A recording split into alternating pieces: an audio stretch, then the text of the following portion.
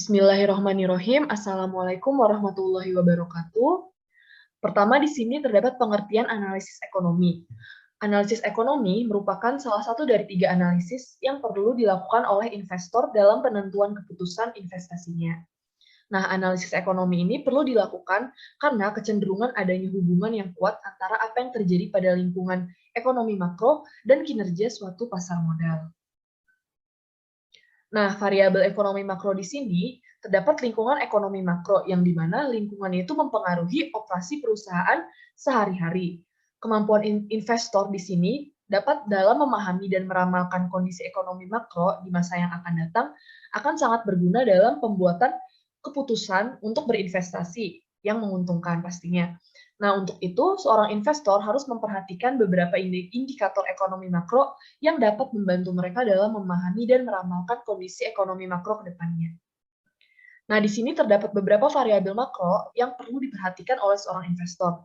Yang pertama, ada PDB, yang dimana memiliki pengaruh meningkatnya PDB ini merupakan sinyal baik ataupun positif untuk investasi dan sebaliknya. Jadi nanti jika PDB dapat meningkatkan PDB, itu mempunyai pengaruh positif terhadap daya beli konsumen yang dapat meningkatkan permintaan produk perusahaan. Selanjutnya ada indikator inflasi, yang dimana memiliki pengaruh jika peningkatan inflasi ini secara relatif merupakan sinyal negatif bagi pemodal di pasar modal. Jadi, inflasi ini dapat meningkatkan pendapatan dan biaya perusahaan. Jika biaya produksi nanti lebih tinggi, otomatis lebih tinggi dari peningkatan harga. Nah, berarti ini dapat dinikmati perusahaan dan profitabilitas perusahaan akan mengalami penurunan. Selanjutnya ada indikator tingkat bunga, yang tingkat bunga ini memiliki pengaruh. Jika tingkat bunga ini tinggi, nah ini disebut sinyal negatif juga terhadap harga saham. Karena tingkat suku bunga ini meningkat akan menyebabkan suku bunga diisyaratkan investasi pada saham mengalami peningkatan. Tingkat bunga ini meningkat bisa menyebabkan investor, jadi investor nanti akan menarik investasinya dan mereka akan lebih memilih untuk melakukan investasi pada tabungan ataupun deposito. Selanjutnya ada indikator kurs rupiah, yang dimana memiliki pengaruh. Jika kurs rupiah ini menguat terhadap mata uang asing, berarti ini sinyal positif bagi perekonomian, tapi yang mengalami inflasi. Jadi, menguatnya kurs rupiah ini terhadap mata uang asing dapat menurunkan biaya bahan baku untuk produksi dan tingkat suku bunga yang berlaku. Selanjutnya, anggaran defisit yang memiliki pengaruh sinyal positif bagi ekonomi yang sedang mengalami resesi. Nah, tetapi merupakan sinyal negatif bagi ekonomi yang mengalami inflasi juga. Nah, anggaran defisit ini dapat mendorong konsumsi dan investasi pemerintah, sehingga nantinya dapat meningkatkan permintaan produk perusahaan. Akan tetapi, meningkatkan jumlah uang beredar dan akibatnya dapat mendorong inflasi. Selanjutnya ada indikator investasi swasta, yang dimana ini memiliki pengaruh jika meningkatnya investasi swasta itu sinyal positif bagi pemodal. Karena meningkatnya investasi swasta ini dapat meningkatkan PDB, sehingga dapat meningkatkan pendapatan konsumen juga. Nah, yang terakhir ada variabel indikator neraca perdagangan yang memiliki pengaruh. Jika neraca perdagangannya ini mengalami defisit dan pembayaran, berarti merupakan sinyal negatif bagi pemodal pastinya ya, karena defisit neraca perdagangan dan pembayaran ini harus dibiayai dengan menarik modal asing dengan menaikkan suku bunga. Nah, di sini ada meramal perubahan pasar modal. Nah, investor ini berkepentingan untuk melakukan peramalan terhadap perubahan yang akan terjadi di pasar modal kan pastinya. Nah, untuk menghasilkan keputusan investasi yang tepat dan menguntungkan, belumlah cukup bagi investor jika hanya sekedar mengetahui apa yang sedang terjadi, hal terkini di pasar modal, dan mengapa hal itu dapat terjadi. Nah, investor juga perlu tahu apa yang akan terjadi di pasar modal yang akan mendatang, bukan hanya saat ini saja. Untuk itulah, investor perlu melakukan peramalan terhadap perubahan pasar modal, seperti bisa dalam harga saham seperti itu ya. Dan dalam melakukan proses peramalan ini, investor ini perlu menganalisis perubahan ekonomi makro yang sedang dan akan terjadi nantinya. Nah, di sini terdapat alasan melakukan peramalan perubahan pasar modal. Yang pertama, adanya konsep pasar modal yang efisien. Berarti bahwa tidak mungkin bagi kita untuk meramalkan perubahan pasar modal dan mengambil keuntungan dari perubahan tersebut. Artinya, jika pasar efisien, berarti mustahil bagi seorang investor untuk meramal perubahan pasar dan mencari keuntungan abnormal dari perubahan tersebut. Kedua, peramalan perubahan pasar modal yang akan terjadi di masa datang biasanya didasari atas data-data perubahan masa lalu yang sudah tersedia sebelumnya. Jadi secara implisit dijelaskan hal ini tuh mengandung kelemahan karena kita meramalkan atau investor ini meramalkan masa depan dengan data masa lalu yang sudah tersedia sebelumnya, sehingga hasilnya tidak akan selalu tepat dengan perubahan yang akan terjadi. Nah, untuk itu meramalkan perubahan pasar modal ini ada dua yang hal dapat dijadikan dasar peramalan, yaitu dapat menggunakan data-data perubahan siklis ekonomi dan penggunaan data-data perubahan beberapa variabel ekonomi makro. Untuk yang selanjutnya yaitu pengertian analisis industri. Analisis industri merupakan salah satu bagian dari analisis fundamental. Analisis industri biasanya dilakukan setelah kita melakukan analisis ekonomi. Dalam analisis industri, investor mencoba memperbandingkan kinerja dari berbagai industri untuk bisa mengetahui jenis industri apa saja yang memberikan prospek paling menjanjikan ataupun sebaliknya. Investor nantinya akan menggunakan informasi-informasi yang telah didapat untuk mempertimbangkan saham-saham dari kelompok industri mana yang akan dimasukkan ke dalam portofolio mereka. Berikutnya yaitu klasifikasi industri. Analis dan investor memerlukan metode yang dapat digunakan untuk mengklasifikasikan industri dengan tepat. Salah satu sistem klasifikasi industri yang telah dikenal dan digunakan secara luas adalah sistem standar Industrial Classification atau SIC yang didasarkan pada data sensus dan pengklasifikasian perusahaan berdasarkan produk dasar yang dihasilkan.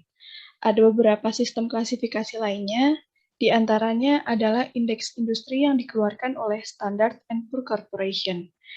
Salah satu standar yang banyak dipakai untuk mengelompokkan industri bagi perusahaan-perusahaan yang terdaftar dalam BI adalah Jakarta Stock Exchange Sectoral Industry Classification atau JASICA. Berikut beberapa hal mengenai urgensi atau pentingnya analisis industri. Yang pertama yaitu kinerja tahunan industri menunjukkan bahwa industri yang berbeda mempunyai tingkat return yang berbeda pula.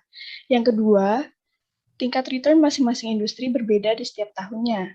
Yang ketiga, tingkat return perusahaan-perusahaan di suatu industri yang sama terlihat cukup beragam. Yang keempat, tingkat risiko berbagai industri juga beragam. Yang kelima, tingkat risiko suatu industri relatif stabil sepanjang waktu.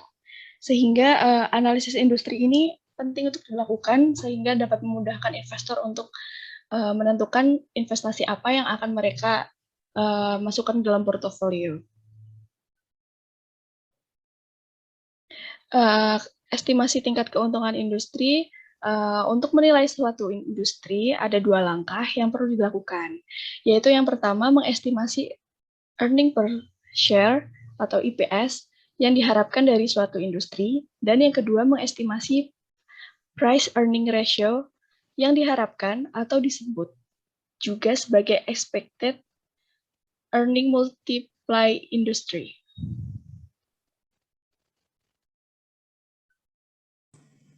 Kemudian ada estimasi earning per share industri. Untuk mengestimasi IPS, kita perlu mengestimasi penjualan per lembar saham dari suatu industri terlebih dahulu. Ada 3 teknik yang dapat digunakan. Yang pertama, perakiraan penjualan dan daur hidup industri. Tahap ini digunakan untuk mengestimasi besarnya penjualan dari suatu industri. Tahapan ini dibagi menjadi 5, yaitu yang pertama ada tahap permulaan.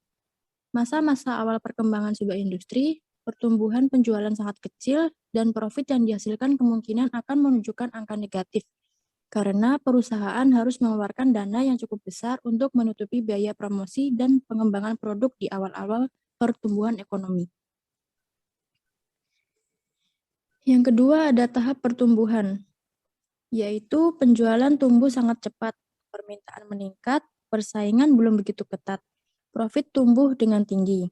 Pertumbuhan industri pada tahap ini akan cenderung lebih besar dari pertumbuhan ekonomi secara keseluruhan. Kemudian yang ketiga ada tahap kedewasaan. Pertumbuhan penjualan mulai menurun, banyak pesaing mulai masuk, dan permintaan relatif stabil.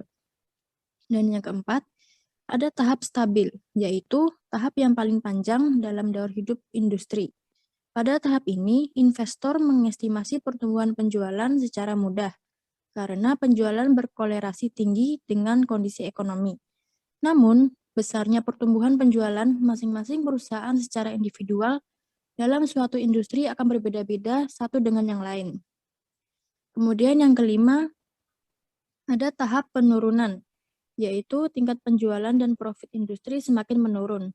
Perusahaan ada yang mulai keluar dan industri dan investor mulai berpikir untuk mencari alternatif industri lain yang menguntungkan.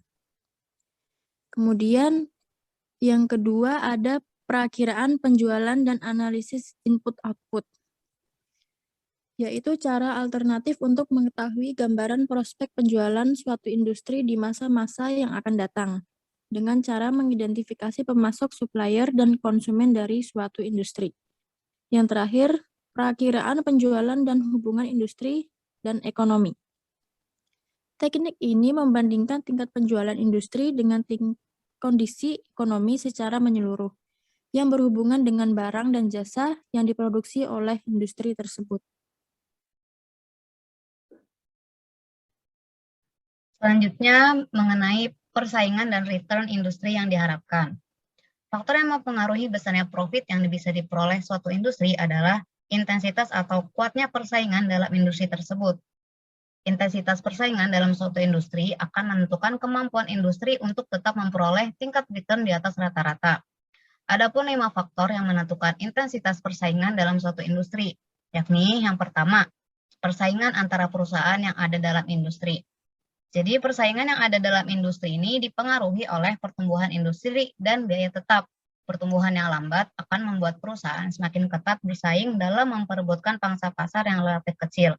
Selain itu, tingginya biaya tetap juga akan mendorong peningkatan persaingan, karena dengan tingginya biaya tetap akan mengharuskan perusahaan ini untuk memproduksi dengan kapasitas penuh, yang mana hal tersebut akan membuat penawaran di pasar semakin meningkat. Kemudian harga barang juga akan semakin menurun, sehingga persaingan pun akan semakin ketat. Yang kedua, ancaman pemain baru.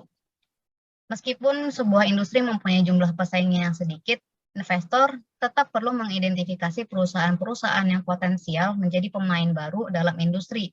Besarnya ancaman pemain baru akan dipengaruhi oleh adanya hambatan-hambatan yang masuk dalam suatu industri, seperti tingginya biaya investasi, peraturan pemerintah, dan harga barang yang relatif kecil dibandingkan dengan biaya produksi. Yang ketiga, adanya faktor produk substitusi. Produk substitusi atau produk pengganti ini akan membatasi keuntungan suatu industri karena barang substitusi ini muncul sebagai alternatif bagi produk perusahaan. Nah, dalam kondisi seperti ini, kemampuan perusahaan untuk menentukan harga produk akan semakin berkurang karena adanya produk substitusi. Singkatnya, jika harga produk perusahaan terlalu tinggi, konsumen bisa saja berpindah ke produk substitusi yang ditawarkan oleh pasar lain. Selanjutnya yang keempat, bargaining power pembeli atau daya tawar dari pembeli. Jika daya tawar pembeli ini kuat di pasar, ini dapat mempengaruhi profitabilitas industri. Hal ini terjadi jika konsumen dapat menawar harga atau meminta kualitas yang lebih tinggi dengan kemungkinan pilihan dari produk yang akan diberikan oleh pesaing lain. Dan yang kelima adalah faktor bargaining power pemasok. Pemasok ini juga dibilang dapat mempengaruhi return dari suatu industri di masa mendatang. Kenapa? Karena mereka mempunyai kekuatan untuk menentukan harga dan kualitas dari produknya sendiri. Jika jumlah pemasok lebih sedikit dibandingkan dengan jumlah industrinya, maka pemasok memiliki daya tawar yang besar. Sebaliknya, jika pemasok lebih banyak dari industrinya, maka daya tawar pemasok pun akan berkurang. Jadi dari analisis kelima faktor tersebut dapat digunakan untuk menilai potensi profit dari suatu industri untuk jangka yang panjang. Next, kemudian mengenai estimasi earning multiplier suatu industri. Cara melakukan estimasi earning multiplier industri ini ada dua, yaitu dengan cara analisis makro dan analisis mikro, di mana dalam analisis makro Investor ini mempelajari dan mengetahui hubungan antara earning multiplier industri dengan multiplier pasar. Sedangkan dalam analisis mikro, estimasi earning multiplier industri dilakukan dengan cara mengamati dan juga mengestimasi variabel-variabel yang mempengaruhi earning multiplier itu sendiri, seperti dividend payout ratio atau DPR, tingkat return yang disyaratkan dalam industri, dan tingkat pertumbuhan earning serta dividen industri yang diharapkan. Selain itu, ketiga variabel tersebut dibandingkan dengan PI pasar. Kemudian dari hasil analisis tersebut dapat diketahui apakah earning multiplier industri akan berada di atas, di bawah, ataupun sama dengan earning multiplier pasar.